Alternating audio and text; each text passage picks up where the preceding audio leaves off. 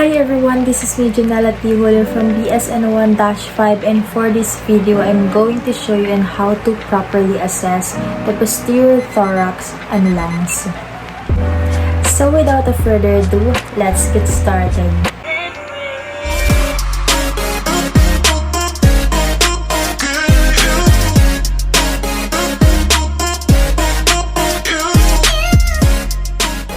Okay, ma'am, ako po si Junella, your student nurse for the day from Our Lady of Fatima University. So, ma'am, for verification, can I ask for your name? I'm Aika Ella Estalo. Okay po, your birthday, ma'am? October 24, 2002 po. Okay po, your age, ma'am? 19 po. Ano po gusto niyo itawag ko sa inyo? Yung first name ko na lang po. Okay, ma'am Aika, ano pong prefer language mo? Kahit ano lang po. Okay, so first thing that we should do, we should collect the subjective data of the patient by asking a few questions. Okay, ma'am, so before we start our procedure, we're going to collect first your subjective data by asking a few questions. Is that okay, ma'am? Okay lang po. First part will be asking the current symptoms. Okay, ma'am, so nagkakaroon po ba kayo ngayon ng difficulty breathing? Hindi naman po. Okay, ma'am, this is good to know po. How about chest pain po? Hindi din po. How about cough po? May ubo po ba kayo ngayon? Last week po meron, pero gumaling na po, wala na po. Okay po. About po sa gastrointestinal symptoms, nagkaroon na po ba kayo ng experience sa heartburn, hiccups, or chronic cough? Hindi po. Okay, ma'am, that's good to know po. So the next thing that we're going to ask is the past history of the patient. Sa past history naman po, tatanungin ko po kayo if nagkaroon na po ba kayo before ng mga respiratory problems? Wala po po. Hindi po. Nag-undergo na po ba kayo ng thoracic surgery, biopsy, or any trauma? No po. How about po sa allergies? Mayroon po ba kayong maintenance na tinitake? Wala din po. Nag-undergo na po ba kayo ng pulmonary TB test? Hindi pa din po. How about po nag-undergo na po ng x-ray? X-ray po, yes po. How about po sa skin test? Yes po. And other immunization po such as vaccines? Vaccine po. Okay, ma'am. So the next thing that we're going to ask is the family history of the patient. Sa past history po, may ask po if may history po ba sa family nyo or may genetics na namamana about sa lung disease? Wala naman po. May naninigarilyo po ba sa house? Meron po. May relative po na may history ng pulmonary illnesses katulad ng mga asthma or anything? Asthma po meron. Okay. So lastly, we're going to ask for the lifestyle and health practices of the patient. Sa lifestyle and health practices po, meron po bang gumagamit po ba kayo ng tobacco, cigarettes? Hindi po. Na-expose po ba kayo sa environmental condition katulad ng second-hand smoking? Yes po. How about sa stress, ma'am? Does it affect your breathing sometimes?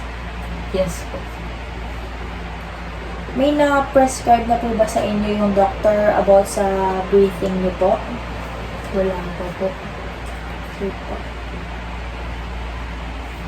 Okay, so before starting with the procedure, introduce first and explain what procedure you're going to do with your patient. Okay, Ma'am Aika, so I'll be assessing your posterior thorax and lungs, and sa procedure po na ito, I'll be doing inspecting, palpating, percussing, and auscultating po. And also, I will listen to your breath sounds po. Is that okay with you, ma'am? Okay po. Okay, ma'am, rest assured po that all of the data that I will gather will be completely confidential to me and my attending physician that I will be referring you to. Okay, ma'am, so start na po tayo. But first, I will perform a hand hygiene.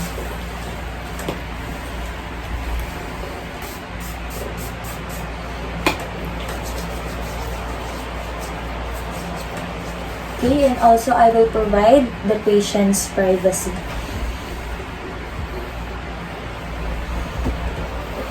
Okay, ma'am, before po tayo mag-start, ibibigay ko po sa inyo yung patient gown nyo. Need nyo po mag-change para po mas madali po kayong ma-assess. Thank you po.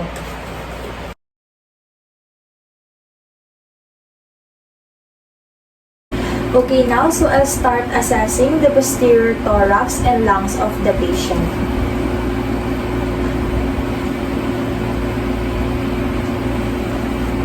So the first thing that we're going to do for the inspection is inspect for the shape.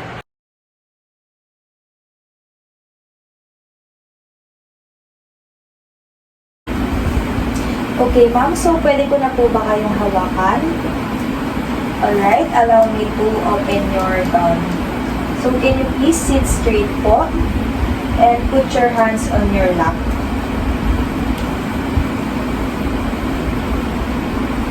Okay.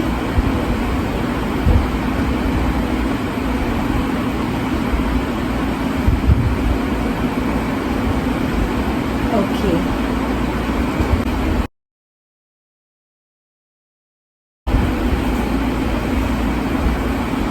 Okay, ma'am. So, can I ask you to inhale, exhale, inhale,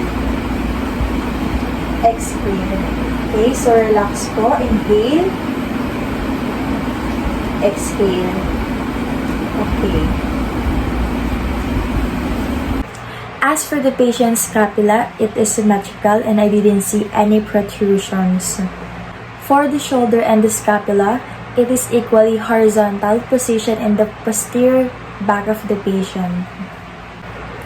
Also, I didn't see any signs of kyphosis, scoliosis, and any other misalignment in the spinal cord. When I asked the patient to breathe, I observed that she is using her shoulders as an accessory muscle for inhaling and exhaling. Okay, now we're done with the inspection. I'm going to do the palpation. So for the palpation, I'm going to put on some gloves to see if there's any lesions or open wound, and also to see the tenderness or sensation. So now I'm gonna put on my gloves.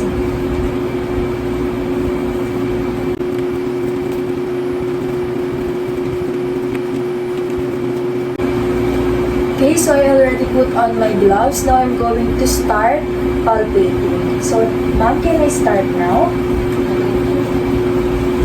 Okay, so allow me to open your gown. Okay, so I'm going to palpate. I will ask if there's any pain that you're feeling. Nararamdaman po? Wala.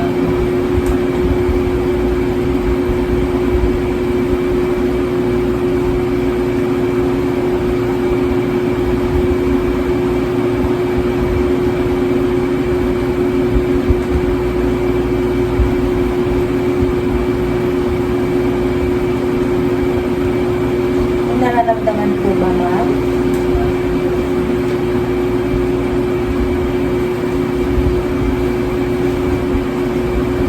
Okay, now, so we're going to proceed with palpating the temperature. So for doing so, we're going to use the dorsal part of our hand.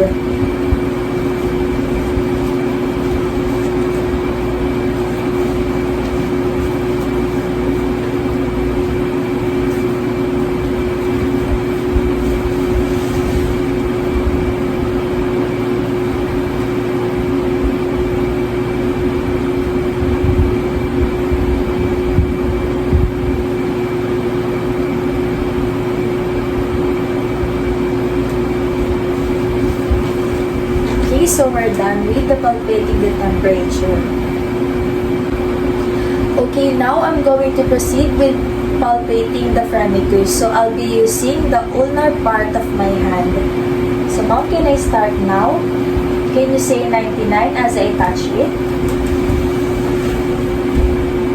99. 99. 99. 99. Okay, thank you, ma'am. to palpate the chest expansion. So I'll be using my thumb to observe the chest movement. I'm going to place it on the T9 and T10 of the patient. Okay, ma'am, so I'll start now. Can you please inhale? Exhale. Inhale. Exhale. Inhale. Exhale. Inhale. Exhale. And we're done.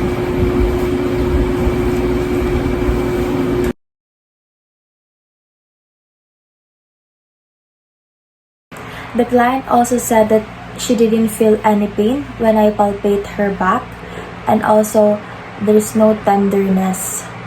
Also, there's no lesion available as I observe the back of the patient, though there are some scars, but it is non-palpable.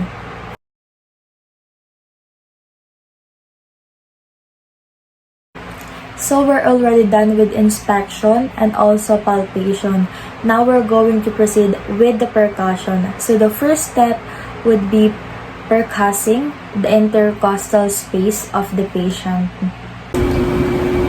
Okay, so to percuss the intercostal space of the patient, we're going to remove our gloves para ma-assess natin maigi yung sound na ipoproduce when we do percussing. Okay, so itataas ko po ng konti yung count niya. And medyo talaga po konti.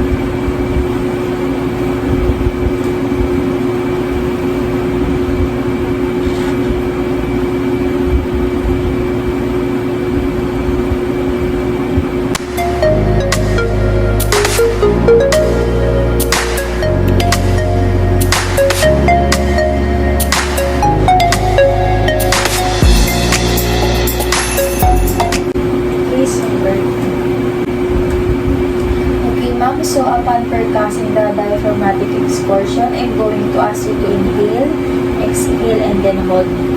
Nabigets po ba? Okay, so inhale, exhale, and then hold.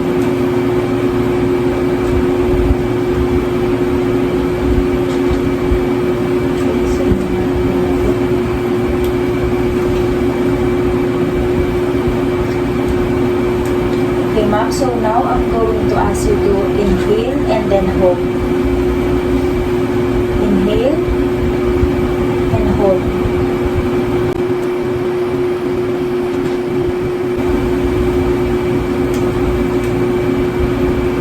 Now I'm going to mark the second.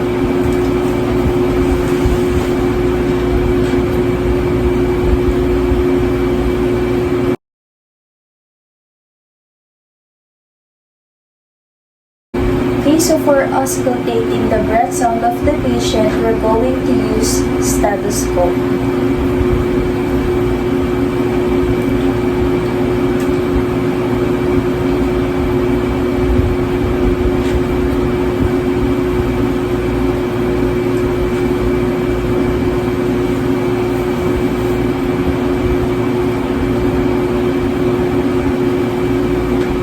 Okay, so sit straight.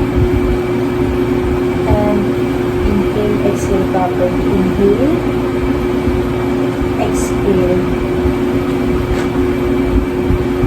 Inhale. Exhale. Inhale.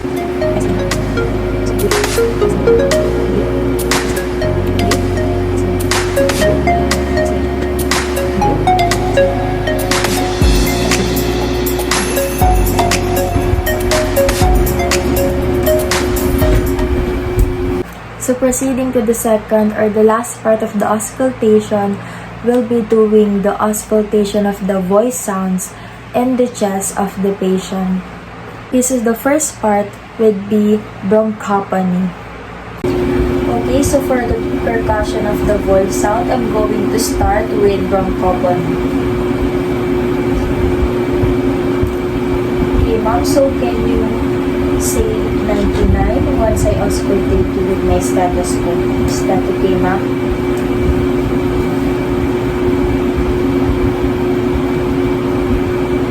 Okay. 99.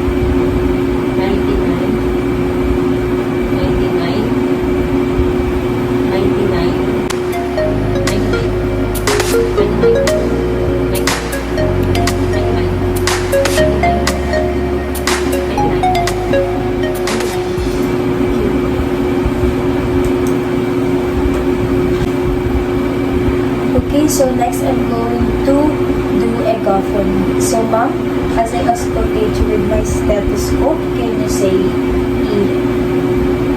Letter E.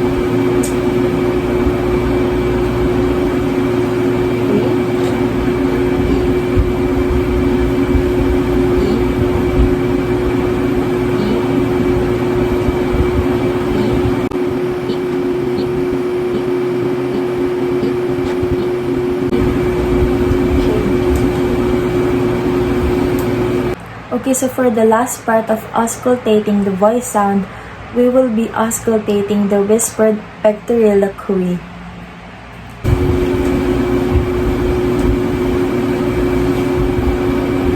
Okay, so next I'm going to... So ma'am, as I auscultate you with my stethoscope, can you say...